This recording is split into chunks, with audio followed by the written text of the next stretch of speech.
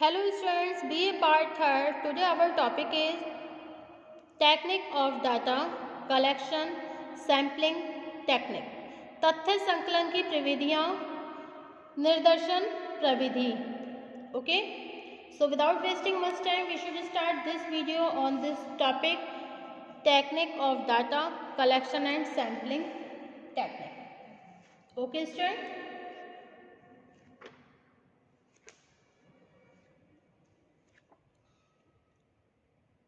सांख्यिकीय रूप से निर्दर्शन एक ऐसा प्रयास है जिसके अंतर्गत हम कुछ स्वीकृत और पूर्व निर्धारित प्रवृत्ति प्रणालियों की सहायता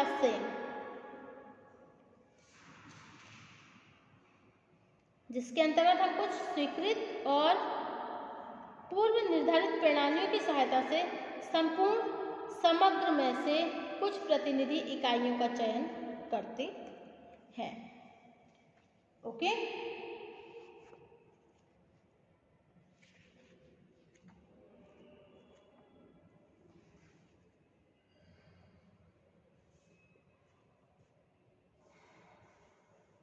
सामाजिक घटनाओं के अध्ययन में निर्दर्शन पद्धति के व्यवस्थित प्रयोग का इतिहास अधिक पुराना नहीं है. 20वीं शताब्दी के आरंभ में सर्वप्रथम बाउले ने इस पद्धति का प्रयोग करके सामाजिक तथ्यों के अध्ययन को एक नई दिशा प्रदान करने का प्रयत्न किया. ओके.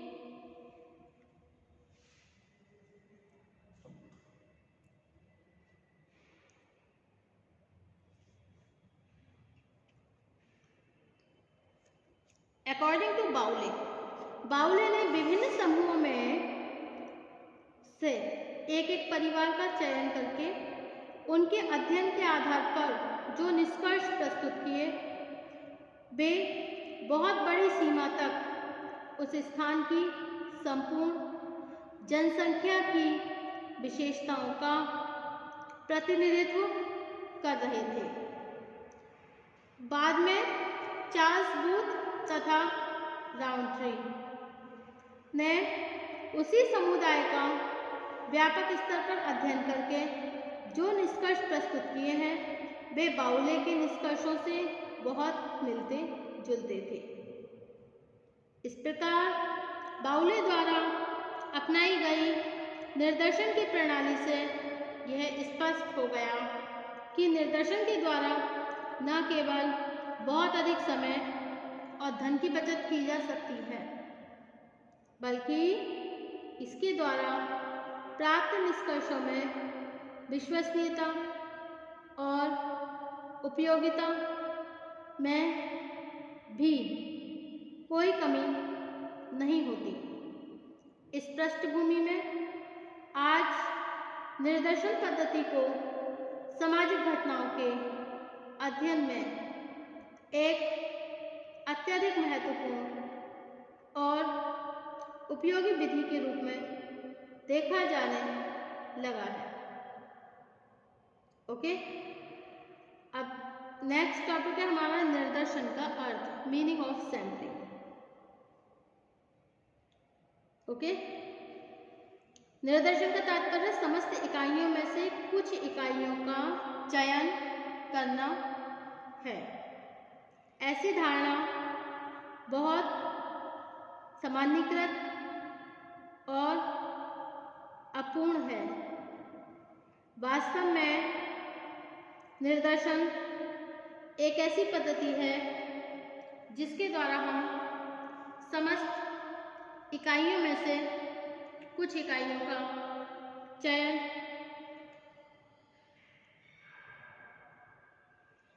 अनेक स्वीकृत कार्यविधियों की सहायता से इस प्रकार करते हैं जिससे चुनी गई इकाइयाँ संपूर्ण समग्र की विशेषताओं का प्रतिनिधित्व कर सकें.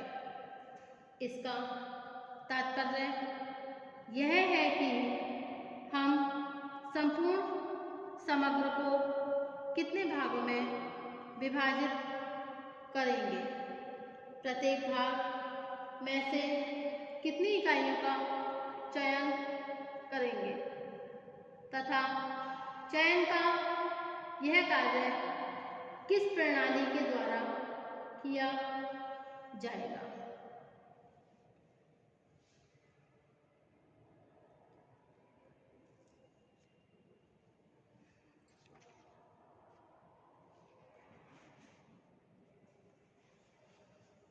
यह सब कुछ अध्ययनकर्ता की इच्छा पर आधारित नहीं होता, बल्कि प्रत्येक स्तर पर किए जाने वाले कार्य के संबंध में कुछ निश्चित और पूर्व निर्धारित नियम होते हैं।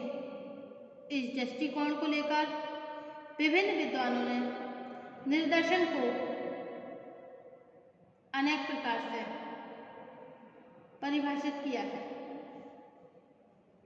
अकॉर्डिंग टू गुडे तथा heart, a sample as the name implies is a smaller representation of a larger whole.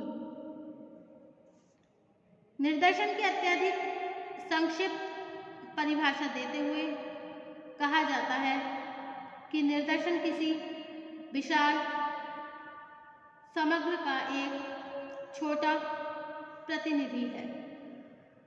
Okay, next definition है अकॉर्डिंग टू बोगार्टस,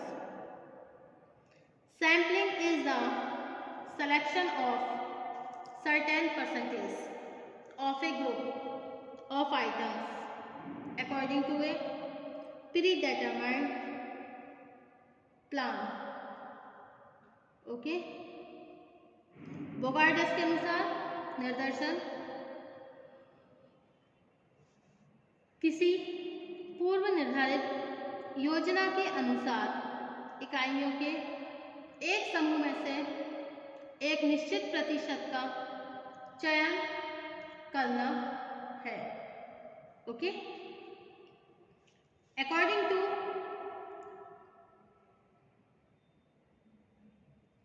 सिन पाओ यांग,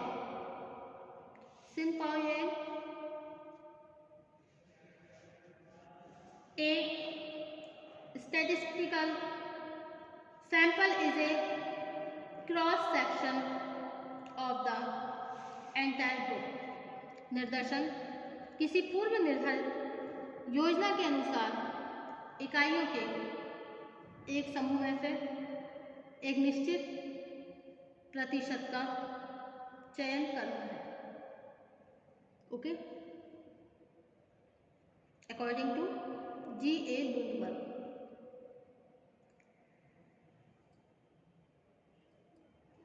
लुंडबर्ग के अनुसार if the data are highly homogeneous, that is if the difference between the various items composing the whole body of data are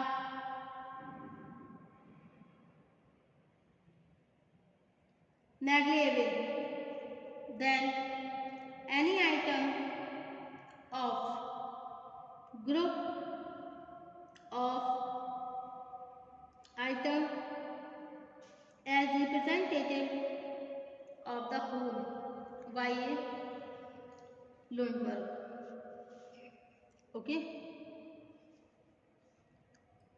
next point है आपका निर्देशन की मान्यताएं। निर्देशन की प्रकृति को समझते हुए एक प्रमुख जिज्ञासा यह उत्पन्न होती है कि संपूर्ण जनसंख्या अथवा समूह में से कुछ इकाइयों का चयन करके ही उन्हें संपूर्ण समग्र का प्रतिनिधि किस प्रकार माना जा सकता है। वास्तव में इस समस्या का समाधान निर्देशन से संबंधित आधारभूत मान्यताओं की सहायता से किया जा सकता है।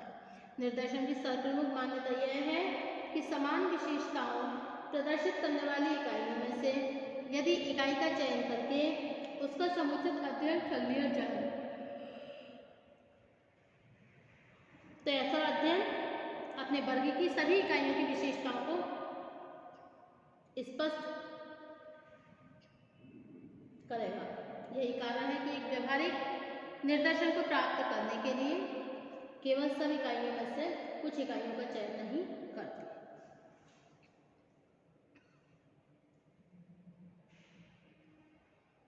ओके,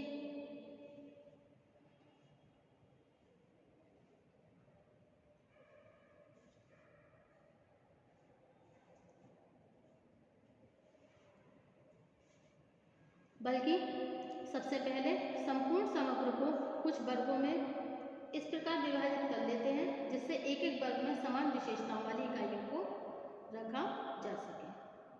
ओके, निर्देशन की दूसरी मान्यता यह है कि सामाजिक घटनाओं की परिवर्तनशीलता के कारण संपूर्ण समग्र के अध्ययन में इतना अधिक समय लग सकता है कि उससे संबंधित निष्कर्ष प्रस्तुत करने के समय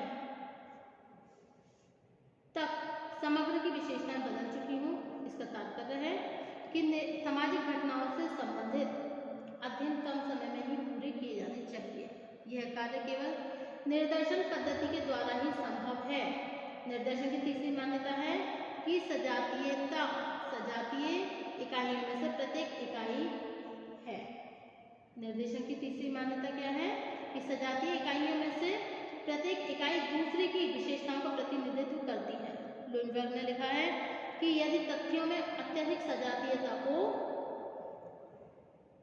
अर्थात समस्त तथ्यों की विभिन्न इकाइयों के अंतर बहुत कम हो तो संपूर्ण में से एक या कुछ इकाइयों का प्रतिनिधित्व करेगी। इन मान्यताओं के आधार पर स्पष्ट होता है कि निर्देशन एक वैज्ञानिक विधि है तथा निर्देशन के आधार पर प्राप्त निष्कर्ष उतने ही प्रामाणिक और सही हो सकते हैं जितने कि समस्त इकाइयों के अध्ययन पर आधारित निष्कर्ष सही होते हैं। Thank you for watching my YouTube channel. Thank you so much. Next topic होगा एक उत्तम निर्देशन की आवश्यक विशेषताएं। Thank you.